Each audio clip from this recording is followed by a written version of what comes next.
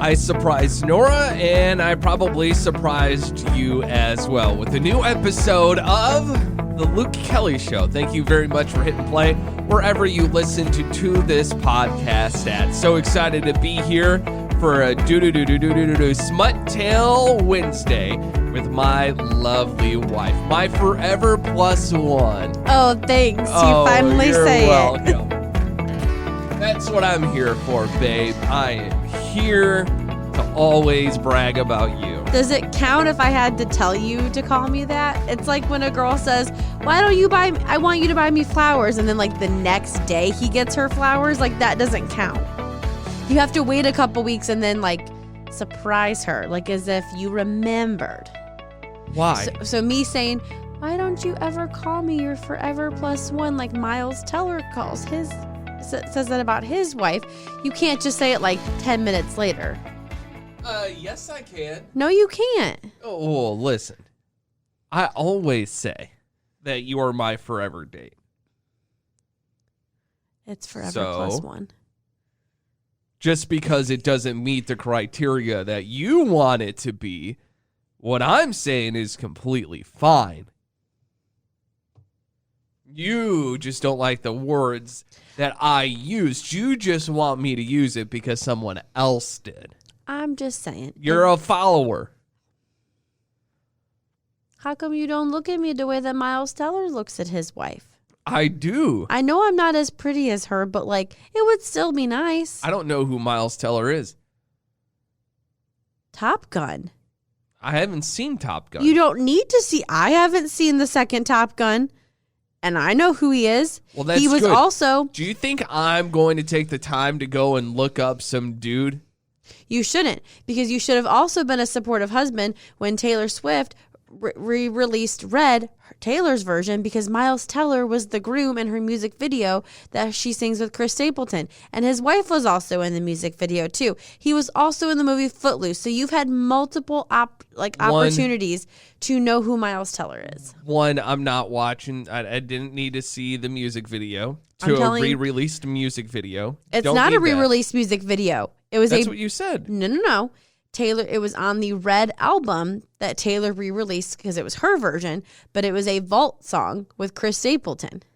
Right, but it was a new music video. Yes, it was a new music video. Okay. It was a new music video. Still, I'm not that Blake Lively directed. Listen, and won an award for. It's 2022. The whole music video thing, that's long gone. No. Okay, MTV's not really a music television station anymore. I never watched.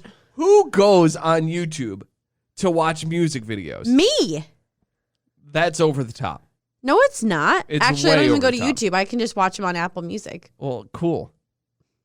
I'm not taking the time to watch music videos. You don't just sit there and find an artist and just like scroll through like an hour? I'll listen to their music. I'm not going down the rabbit hole of watching music videos. I've always thought music videos are dumb. Like there was one day that I was like, wow, I really miss listening to Hillary Duff music. So I just went and watched like 3 or 4 of her music videos. And I felt like I was 12 years old again. It was great. I would never put myself through that. The only time that I was ever big on music videos was when I watched TRL after school. Never watched TRL. I didn't even know what that was until like it came back. See? You're old. I know I'm old. Listen, 30's fastly approaching for you, so you don't get too comfortable with saying that I'm old. I got a whole... Because once you're at 30 and over, then I'm going to start bringing all that up. Just know that I still have a whole other birthday before I hit 30. Well, you're going to be 29 in September. I know. And the way this year is moving... that shit's going to be here real fast for you. And then all of a sudden you're going to be like, oh, I'm 20. Oh, now I'm 30 because 29 is going to go by like that. Oh. The way the years have been moving super fast. So don't get too comfortable making fun of me. I just still can't because all of a sudden you're not going to be able to trust a fart anymore. And I honestly can't wait for that day for you. Can't wait. Not all of us have the pooping ability that you have. Hey, with great responsibility comes a great poop schedule. No, I'm just really sad that you don't enjoy music videos as much as I do. No, I just feel like I don't think the common person does. yes, they do. Okay, no. You just don't have friends that have. I guess your friends are just similar to you because, like, all of my friends, like Rachel and You I, usually surround yourself with I know. people that are like you. So what's wrong with you? Nothing is wrong with me. Why don't you like music videos? Because I like music videos. Because I'm not a big music person. That's really sad that you don't like relate to music. I never have. I don't listen to music the way that a lot of people do. That's a so lot sad. of people use it as like an escape, or it connects to me. It talks Music to me. is therapy. I'm good. I don't need that as therapy. Well, we all can't be as emotionally stable as you because, like, I relate music to emotions and times in my life and memories. See, I hear a song and I'll be like, oh, yeah, I heard that in 2005 at the Steger Community Center dance. Like, I remember that, but it's not going to be one of those things like, oh, gosh, I need to listen to this song. Oh, Like if it just comes on, it's whatever. But I've never been someone that goes to seek out, like, certain music. Whatever it's on, I'm fine with. I have had a guy break up with me through a song. Because he didn't actually want to do it. He just texted me the title of the song and said, listen to it. And it was a breakup What a pussy. song. I know. What a pussy. Wow. Yeah, I'm glad he's an ex. he is. And I was just like, wow. Okay. But yeah, so I relate. So now every time I hear that song. Hold on. It was through a song, Yeah. but also through a text message. Hey, listen to this. Yes. He said, this is how I feel. This is that might be the most, I said it, pussy, most wimpy, most cowardly thing to do. Like, breaking up over text message was already one standard of being a scumbag. I know. But to do it that way? Yeah. And so now and I can't think of the name of the song, but if I heard it, I would know what it was. And I'd be like, Wow. oh. Like, music has just always been background music to me. Yeah. Like, no. there's some songs that I'll put on to, like, vibe so I could work faster. Like, when I was working in an office, if I needed to be very productive, I had, like, certain artists that I would go and search and listen to. No. But I would just let all of their music, like, I would just search an album and just play it all the way through. Yeah. Or if there was just a shuffle that came on, I'm fine. I'm not really ever going to skip a song because if it's a song that I really don't like, I'll drain it out in the background and it will just be background music to me at that point. But see, maybe that was why it was so hard for us to find like a first dance song because everybody's like, just use your song. And I'm like, we don't have one. And I'm like, everyone's like, why? You love music. And I go, because the person I'm marrying doesn't really like relate to music. But then you were also so picky. Like, you don't relate to it. So I would be finding these songs that I'm like, oh my gosh, this really relates to me, or this is how I feel about, about Luke. And I'm like, and then I send it to you and you're like, nah, I don't like that one. No, I don't like that one. Because for our wedding, I said, you could pick our first dance song. And then I waited till like 2 months before the wedding. And I said, what's our first dance song? And you're like, I haven't really thought about it. So I sent you like 20 different suggestions. And you're like, no, I really don't like any of those. I didn't. But I thought that I originally picked a really good first dance song. What was it? Late to the Party by Casey Musgraves. I did really like that. That song, you didn't want it. And I thought it was super funny because we went to my best friend growing up. His name's Sean. We went to his wedding like in the fall of 2021. It was like October 2nd, And that was his wedding song, was Late to the Party by Casey Musgraves. You didn't want that one because it had talked about like... The first verse talks about rolling a blunt for two. Yeah. And with us having such a small wedding, I didn't want to hear the commentary on it. I don't think anybody would have heard that, but the song that I chose for our first dance song was another Casey Musgraves song. Yeah, it was Golden Hour. It was Golden Hour. If I had to pick one of my favorite artists, it would be Casey Musgraves. I mean, she has been ever since she's really been on the scene. I love her. So if there's one artist, I just like her vibe. She has a great voice. Her music always matches her voice. Mm-hmm. For whatever reason, it's like, yeah. I like her music. I listened to her new album. I like her music. I mean, I wasn't mad with our first dance song. I hope you're not. I guess that is now officially our song. Yeah. It has to be. Yeah, I There's guess no, it does. there's no other one. There are just a lot more songs that like I listen to that like resonate with me of like how I feel about you. And like there was one song that with the second verse, I was like, wow, this is truly how I feel about my husband. And I play it for you and you were like, wow, whoever sings this song sucks. And I was like, oh, I'm like, well, it's how I feel about you. And you're like, I just can't get over the voice. It just really annoys me. Well, that's a big part of music. Like, okay. I was like, well, can you listen to the lyrics? And you're like, no. No, a lot of it has to be guided by a good voice. If there's not a good voice behind it. And that's why, even though he's coming to Louisville next month or July, I didn't ask you to go with me because I knew you wouldn't go. Thank you. I appreciate that. July is just because I wouldn't want you to do something that you wouldn't enjoy doing. I would go to a concert with you.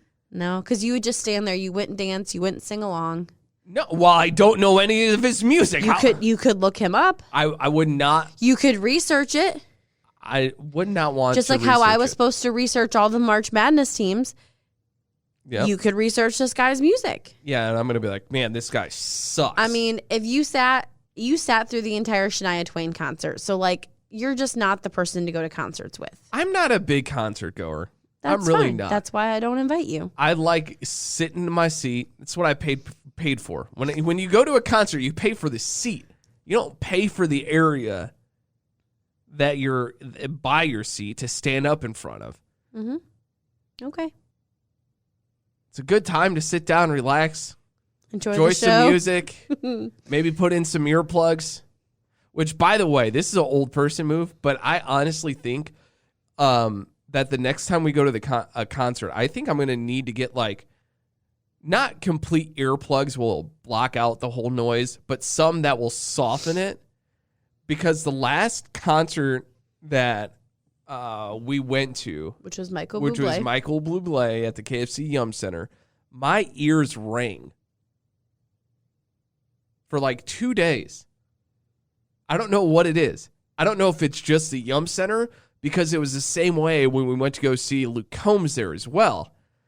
Like the next 2 days, my equilibrium felt off because of how loud it was. You had concert hangover with no alcohol. I did. I felt drunk. Well, this is why I don't invite you to concerts, because I don't want to deal with you in the aftermath. Unless I get some sort of like softened earplugs. Maybe I could do that. Maybe it would help. Okay, well. There's a few artists that I would go see in concert, but I don't like standing. Okay. I do. I want to dance. And I want to sing. So go ahead and do those things. I'm not going to stop you from doing those things. That's why I went to Lauren Elena with Natalie. I was also working, I believe, that day. Oh, I don't remember. I'm pretty sure I was working that day. You went home because you were still working at the radio station. Because we had to try to figure out how we could switch cars. And I ended up parking on the side of the road. Downtown. I really don't remember. You were still at the radio station. But Natalie and I went, and we just kept moving towards the front. We met a group of girls. We hung out with them. We're Instagram friends now. I'm glad you guys are friends. Yeah. Glad you guys are. So I almost wanted to DM to see if they wanted to go to the Nate Smith concert. Nate Smith.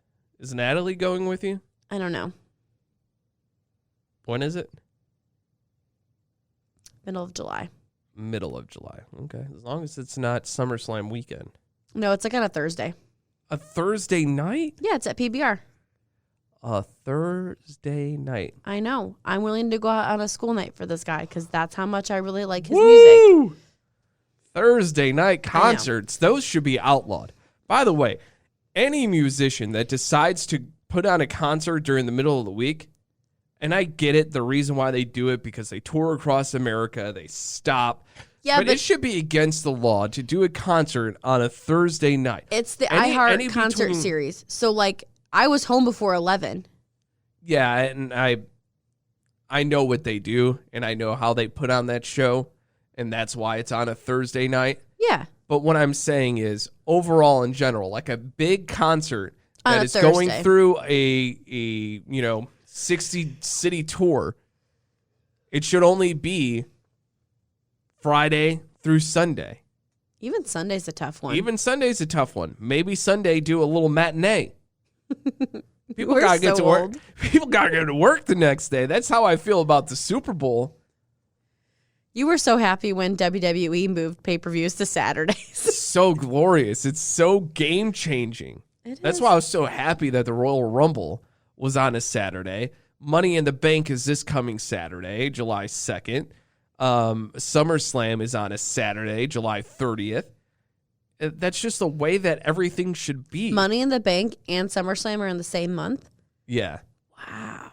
I think it was the only... They're all...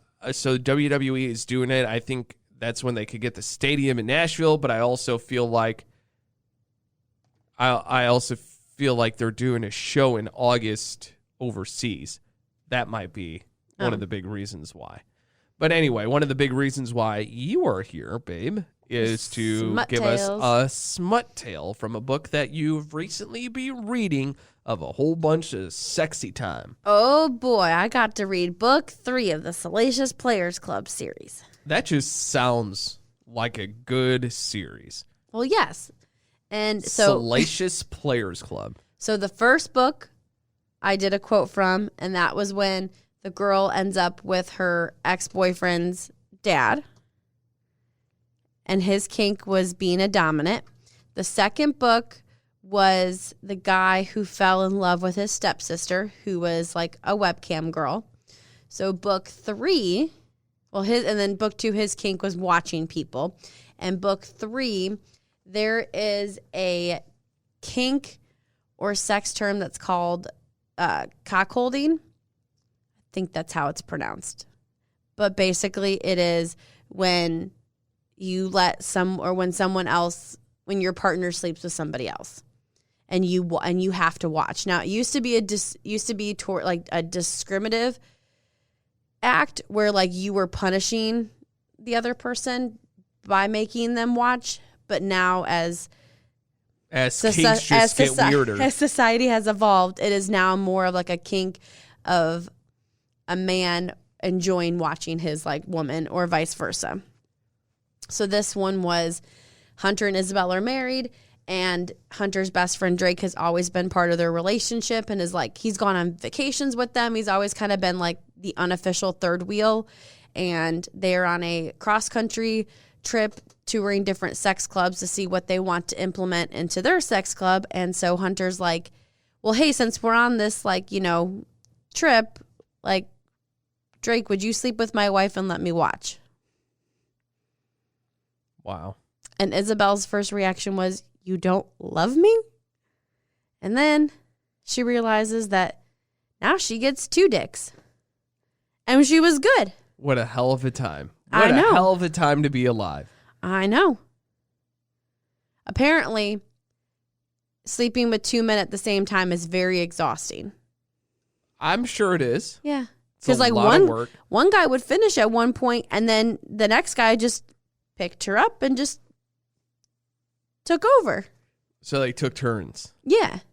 Sometimes it was all at once. All right, let's hear our little quote for this week. Okay. I'm ready to hear this because every single time Nora asks me, do you want me to tell you what it is? I'm like, no, save it for the podcast. I want element of surprise. I want my pure reaction on the podcast. I just got really excited about this one that I wanted your reaction, and you're going to get my reaction. Okay.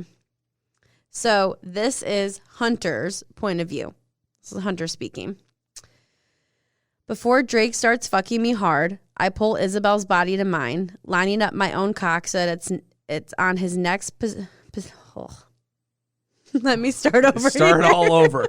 I feel like this was popcorn reading back in elementary school. Somebody would flub up and you'd kind of like laugh for a second. Yep. Okay. Before Drake starts fucking me hard, I pull Isabel's body to mine, lining up my own cock so that on his next pissoning thrust, his movements pushes me into her. I'm physically connected to both of them. We are one. With each violent jolt from Drake, I'm shoved into Isabel. She leans back against my chest, letting me find her mouth with my own as I kiss the life out of her. Whoa, whoa, whoa, whoa, whoa, whoa, whoa. Hold on 1 second. What you just read basically is telling me that 2 penises were inside of her at one time? No. That's a different scene. This is Hunter on all fours. Drake is behind him. Okay. So Hunter's is the receiver. Okay. And then he kind of sits up so that he's on like his knees sitting up and Drake is still behind him. And he lines his cock, penis, whatever you want to call it, in front of Isabel, which is his wife. So every time Drake thrusts into him, So it's a train. Yes. It reacts and pushes into Isabel. But at one point, there was a scene where Isabel was straddling Drake and Hunter was behind her and she had both penises inside of her. This book is bizarre. I finished this book at work. How do you read this book at work? I'm like, How can you answer a phone and go, hello, thank you so much for calling, and then just all of a sudden go right back to reading a book about a woman and getting 2 dicks inside of her? Well, how do you do that? With a straight face. So I took my lunch break and I had like 10, 15 minutes left of the book. And of course, I'm in a corporate office job, so I am allowed 2 15-minute breaks in a day. Never take them. But we were kind of slow on Friday. And so I ammed Rachel and I was like, I'm taking a 15-minute break to finish the book. So I read the last 15 minutes with it. And spoiler, she does get pregnant. By who? We don't know. Is that how the book ends? You know. You find out. But I'm not going to tell you because like this already has like a lot of spoiling because a lot of the premise of the book was Hunter just wanted to watch and then he started feeling like he wanted to be involved, and he grew up in a very anti-gay household. Uh-huh. And so he had a lot of struggle with thoughts of like, I'm not allowed to feel this way. I shouldn't be attracted to my best friend kind of a thing. And then eventually he kind of lets go and takes the risk. Are they just all going to end up as a throuple?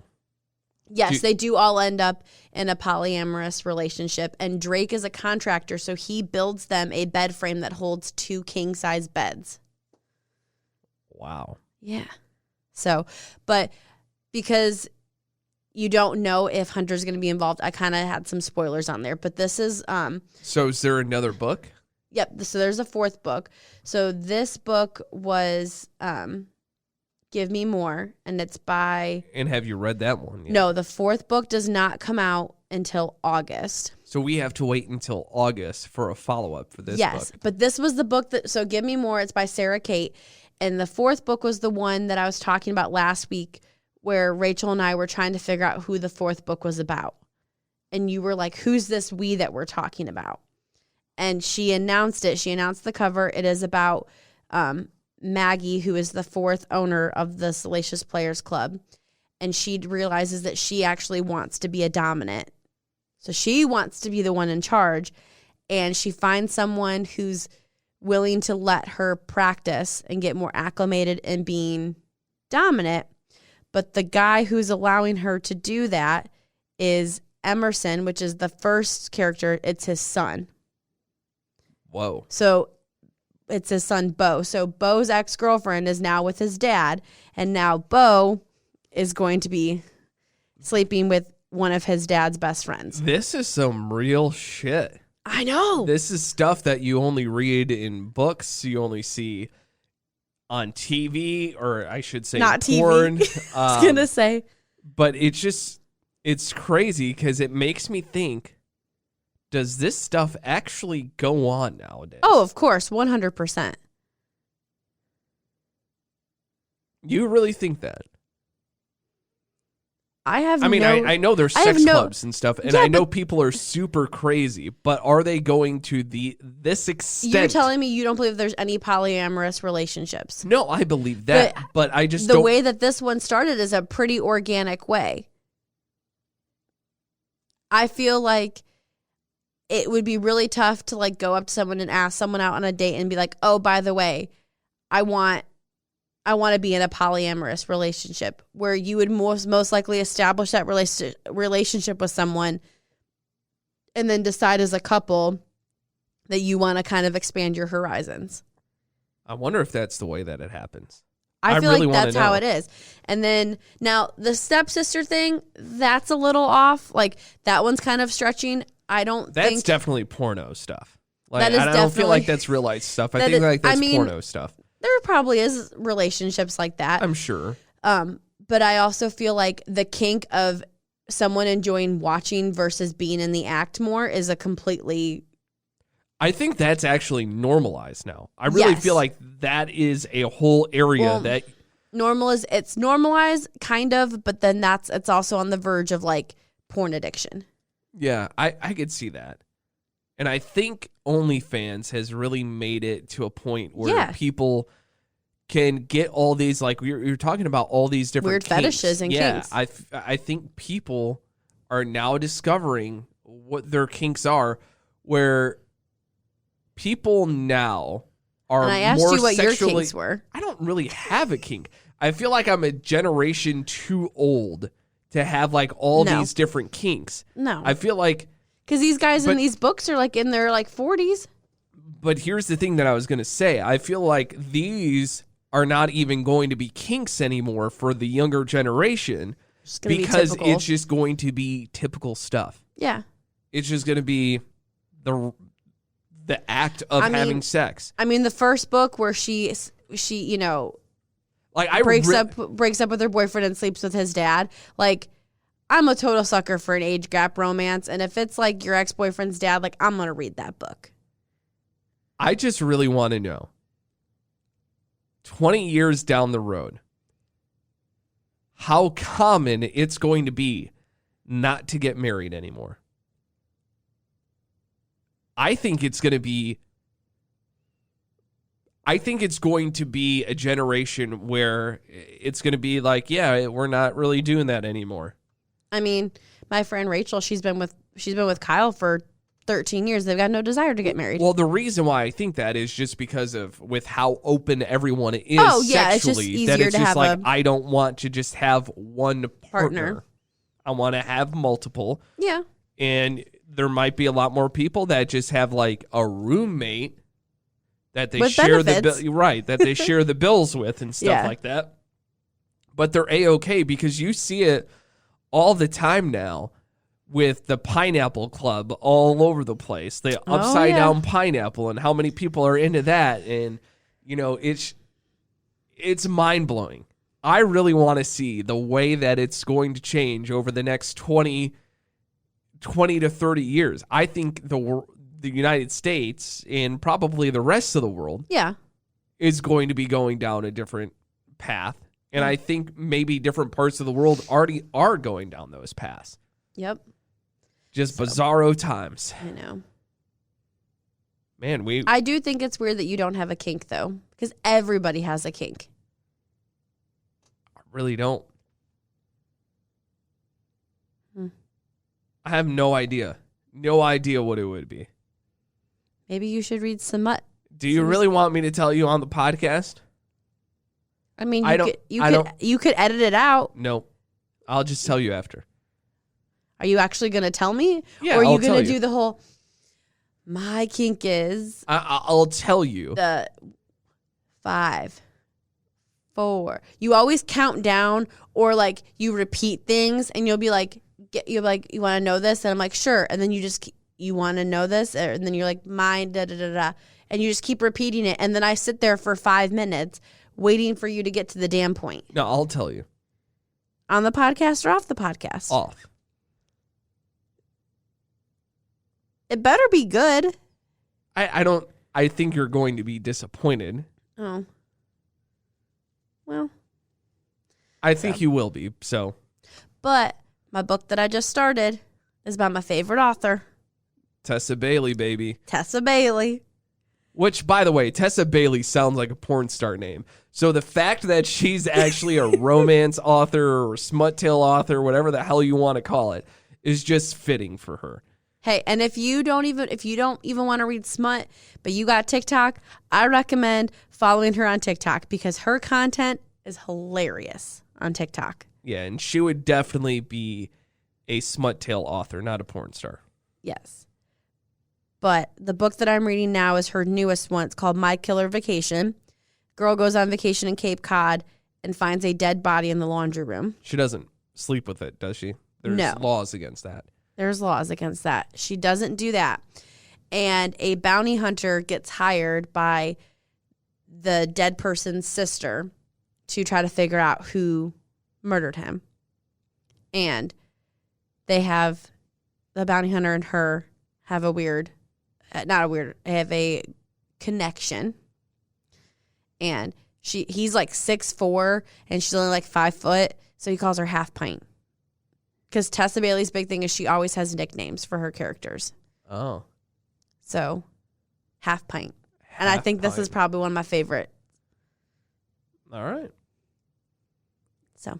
Can't wait to hear about it more. And you know what? I think we... filled up the whole podcast. You didn't even have to find stuff to talk about. I didn't. That was 31 minutes there on the podcast. I had another thing that I was going to talk about, but I'll just save that for next week on the podcast. And an area of my life that I never really thought that I would actually go down. I never thought that I would do this, but I feel like I'm going to gain an addiction towards something. And I'll tell you what that is coming up on Monday's edition of The Luke Kelly Show.